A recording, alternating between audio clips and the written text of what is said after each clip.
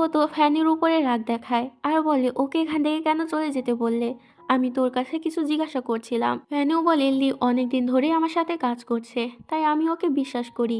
ও এমন কিছুই করবে না যাতে আমাদের ক্ষতি হয়। তো ও বলে, তুমি না হয় ওকে এই কারণে বিশ্বাস করো, আমি ওকে কি কারণে বিশ্বাস করব?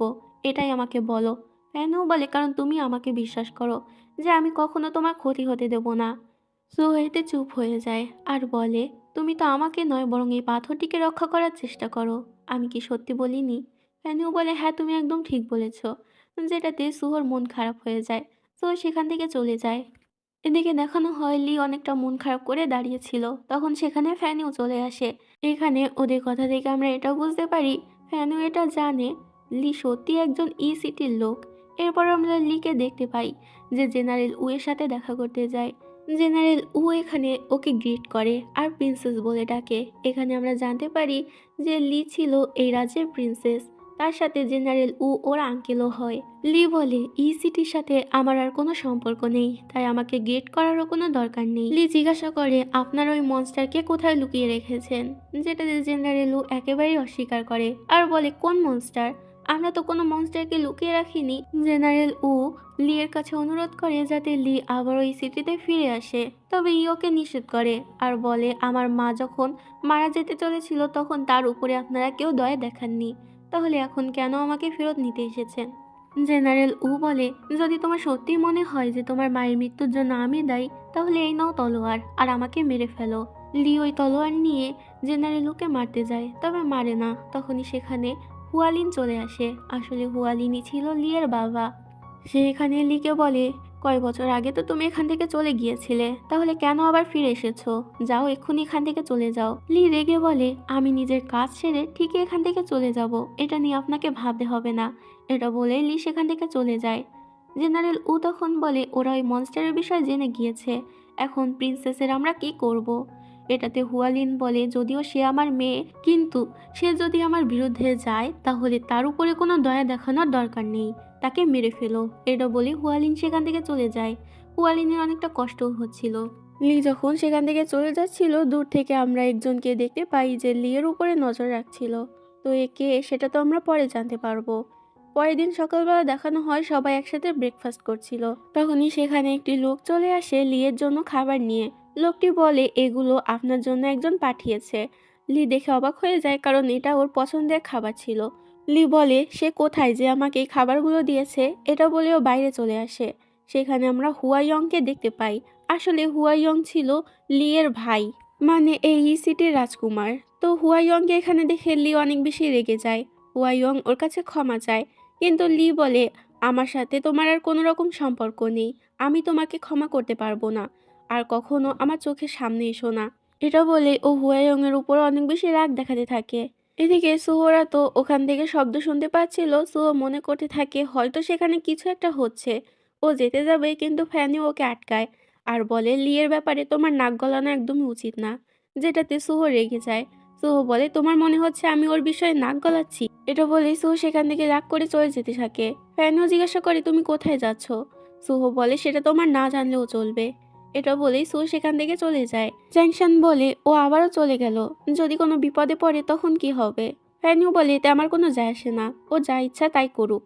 এদিকে আমরা দেখতে পাই সুহ চলে আসে হুয়ের মার কাছে, যেখানে ওই মনস্টারের বিষয়ে জানতে পারে। ওই মনস্টারকে নাকি সিটির লোকেরা 7 বছর আগে দেখেছিল। 7 বছর আগে একদিন রাতে ওই মনস্টারটি সবার উপরে আক্রমণ করেছিল, তবে এরপরে ওই মনস্টারকে আর দেখা যায়নি। দেখা যায় সেখানে ফ্যানিও তো সুহর পিছু পিছু চলে এসেছিল। আসলে ওর সুহর জন্য চিন্তা হচ্ছিল। সুহ সেখানে চলে আসে আর বলে, তাহলে তুমি চলেই আসলে? ফ্যানিও এখানে বলতে থাকে, আমি কি তোমার জন্য এসেছি নাকি? আমি এখানে এমনি এসেছি। তো যাই হোক, সুহ তো বুঝতেই পারছিল যে ফ্যানু এখানে ওর জন্যই এসেছে। এরপর আমাদেরকে দেখানো হয় সবাই দ্বিতীয় কম্পিটিশনের জন্য তৈরি হচ্ছিল। তখনই সেখানে ওরা এভিল মনস্টারকে দেখতে পায়। ওরা সবাই মিলে এভিল মনস্টারের পিছু করতে করতে একটি জায়গায় চলে আসে। মূলত এটা সিটির কবরস্থান ছিল। তো সেখানে সবাই তৌতং হার্ট ফ্লেমের দ্বিতীয় অংশটি দেখতে পায়। এতে সবাই অনেক বেশি অবাক হয়ে যায় আর ওই হার্ট ফ্লেমটি নিতে যায়। তবে তখনই সেখানে একটি বুড়ো লোক চলে আসে। বুড়ো লোকটি ওদেরকে আটকে নেয় ওই হার্ট ফ্লেমটি নেওয়া থেকে। বুড়ো লোকটি বলে, এই হার্ট ফ্লেম তোমরা নিতে পারবে না। এতে তখন ফ্যানু বলে এটা তো আমরা নিয়েই ছাড়বো, যেটাতে ওই বুড়ো লোক রেগে যায়। সাথে সাথে ওই বুড়ো লোকটি বুড়ো থেকে ছুড়ো হয়ে যায়, যেটা দেখে সবাই অবাক হয়ে যায়। তার হাতে স্নো লোটাস হলি সোয়ার্ড ছিল, যেটা দেখে সবাই অনেক বেশি অবাক হয়ে যায় আর বলতে থাকে এটা নাকি রংশিয়ান। তো রংশিয়ান হলো কুনলুন সেক্টের একটি শক্তিশালী ইমমর্টাল, যে কিনা অনেক আগেই মারা গিয়েছে। সবাই মিলে তাকে গ্রিটিং করে আর বলে আপনি তো মারা গিয়েছিলেন, তাহলে এখন এখানে কি করে আসলেন? আমরা সেখানে ডেমন মুজিনকে দেখতে পাই, যে তো রংশিয়ানের উপরে রেখেছিল। আসলে এই ডেমনটি ছিল ফক্স ক্ল্যানের। রংশিয়ান ওই ফক্স ক্ল্যান ধ্বংস করে দিয়েছিল। মুজিন তো এখানে এসে রংশিয়ানের উপরে আক্রমণ করতে থাকে, তবে ও কিছুতেই রংশিয়ানের সাথে পারে না। মূলত এটা রংশিয়ান ছিল না, রংশিয়ান তো অনেক আগেই মারা গিয়েছিল আর ওর কবরস্থান এখানেই ছিল। তো এটা যখন মুজিন বুঝতে পারে তখন ও বলে প্রতিশোধ তো আমি নিয়েই ছাড়বো, দরকার হয় এই কবরস্থানই ধ্বংস করে দেবো। এটা বলে ও কবরস্থান ধ্বংস করার জন্য যেতে থাকে।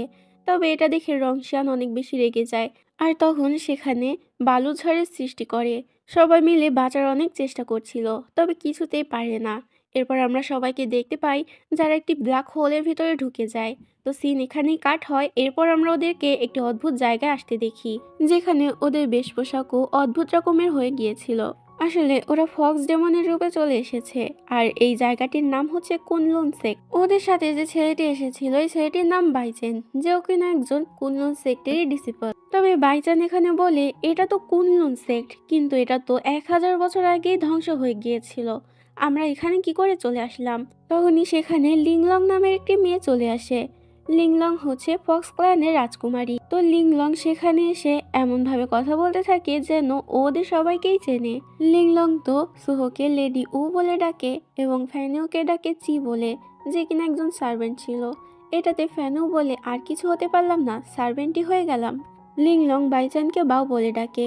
ও ওদের তিনজনকে বলে এল্ডার তোমাদেরকে বলেছে যাতে তোমরা আমাকে স্নো লোটাস চুরি করতে সাহায্য করো, কিন্তু তোমরা তো নিজেদের কাজ ঠিকমতো করছোই না।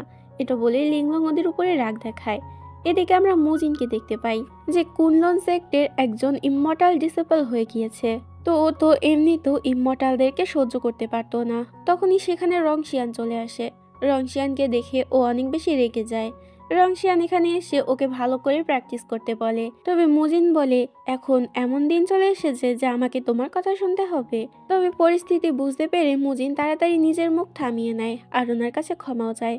রংশিয়ান বলে কোনো ব্যাপার নয়, আমি এখন যাচ্ছি লিংলং এর সাথে দেখা করতে, যে কিনা ফক্স ক্ল্যানের রাজকুমারী। এটা শুনে মুজিন তো অবাক হয়ে যায়, সাথে খুশিও হয় যে লিংলং বেঁচে আছে। এদিকে সিটি দেখানো হয়, যেখানে সবাই পাথর হয়ে গিয়েছিল শুধুমাত্র লি বাদে। লি ওই ব্ল্যাক হোলের ভিতরে ঢোকার চেষ্টা করে, তবে তখনই সেখানে জেনারেল চলে আসে আর বলে কোনো লাভ নেই, তুমি ওখানে যেতে পারবে না। ওরা চলে গিয়েছে রংশিয়ানের ইলিউশনের ভিতরে। এরপর আমাদেরকে এদের তিনজনকে দেখানো হয়, যেখানে ফ্যানু বুঝতে পেরেছিল যে ওরা রংশিয়ানের ইলিউশনের ভিতরে চলে এসেছে, যেটা কিনা 1000 বছর আগে ঘটেছিল, অর্থাৎ ওরা 1000 বছর পিছিয়ে গিয়েছে। সুহো বাইচেনকে বলে তুমি তো এই সেক্টরের একজন ডিসেবল, তাহলে বলো 1000 বছর আগে কি হয়েছিল? এতে তখন বাইচেন বলতে শুরু করে 1000 বছর আগে যখন লিংলং এই সেক্টে আসে তখন রংশিয়ান আর লিংলং একে অপরের প্রেমে পড়ে যায়। তবে ডেমন আর ইমমর্টালের মধ্যে এই ভালোবাসা কেউ মেনে নিতে চায় না। হঠাৎ একদিন কোনো কারণ ছাড়াই লিংলং কুনলুন সেক্টে আক্রমণ করে আর সবাইকে মেরে ফেলে, যেটাতে রংশিয়ান তখন ওকেই মেরে ফেলে। এগুলো শুনে সুহো বলে কিন্তু লিংলংকে দেখে তো অতটাও ক্রুয়েল মনে হয় না, তাহলে ও কেন মারতে যাবে? ভাইজান বলে এখন সেটা তো আমি জানি না যে ও কেন মারতে যাবে, তবে ও যখন এই ক্লান এসেছিল তখন ওর সাথে 3জন লোক ছিল। একজন হলো ওর ছোট বোন উ এবং বাকি 2জন হলো ওর সার্ভেন্ট। তো তখন গিয়ে ওদের খেয়াল আসে ওরা 3জনও তো লিংলং এর সাথে এসেছে। এতে ওরা বুঝতে পারে ওই 3জন লোক ওরা নিজেরাই। তো বলে আমি বুঝে গিয়েছি এই ইলিউশন থেকে বের হতে গেলে আমাদেরকে কি করতে হবে, আমাদেরকে প্রথমে এটা করতে হবে যাতে রংশিয়ান আর লিংলং একে অপরের প্রেমে না পড়ে এবং লিংলংকে তাড়াতাড়ি এই সেক্ট থেকে নিয়ে যেতে হবে যাতে ও কুনলুং সেক্টের কোনো ক্ষতি না করতে পারে। তো তখনই সেখানে লিংলং চলে আসে। লিংলং বলে তোমরা এখনো এখানে কি করছো, তাড়াতাড়ি রংশিয়ানের কাছে যেতে হবে, ওর কাছে স্নো লোটাস রয়েছে, ওকে ফাঁসিয়ে ওর কাছ থেকে ওটা চুরি করতে হবে। লিংলং সুহো অর্থাৎ উকে ওর সাথে আসতে বলে। এতে তখন সুহোর পিছু পিছু চলে যায়। এরপর দেখানো হয় ওরা দুজন রংশিয়ানের সাথে কথা বলছিল। এখানে লিংলং আর রংশিয়ানকে এত কথা বলতে দেখে সুহো মনে মনে ভাবে ওদের দুজনকে এত কথা বলতে দেওয়া যাবে না, দেখা যাবে কোন ফাঁকে প্রেমে পড়ে গিয়েছে। তাই সুহো ওদের দুজনকে থামিয়ে দেয় আর রংশিয়ানকে বলে ওর সাথে একটি গেম খেলার জন্য। এদিকে দেখানো হয় মুজিন চলে আসে ফ্যানুর কাছে। ও ফ্যানুকে বলতে থাকে তাড়াতাড়ি আমাকে এখান থেকে বের করো। মুজিনের এরকম বকবক থামানোর জন্য ফ্যানু তখন ওর মুখ চেপে ধরে। লিংলং সেখানে চলে আসে। লিংলংকে একা আসতে দেখে ফ্যানু জিজ্ঞাসা করে সুহো কোথায়। এভাবে জিজ্ঞাসা করছে দেখি লিংলং অনেকটা অবাক হয়ে যায় আর বলে তুমি একজন সার্ভেন্ট হয়ে আমার সাথে এভাবে কথা বলতে পারো না। তবে ও লিংলং এর কথায় পাত্তা না দিয়ে ভিতরে চলে যায়। এদিকে সুহো জানতে পারে রংশিয়ান নাকি অন্য একটি মেয়েকে পছন্দ করে। তখন ও মনে মনে ভাবে ও অন্য একটি মেয়েকে পছন্দ করে, তারপর আবার লিংলংকেও নিজের প্রেমের জালে ফাঁসিয়েছে। নিশ্চয়ই ও একটা প্লে বয়। সুহো জিজ্ঞাসা করে তো তুমি যাকে ভালোবাসো ওই মেয়েটার জন্ম তারিখ আমাকে বলো।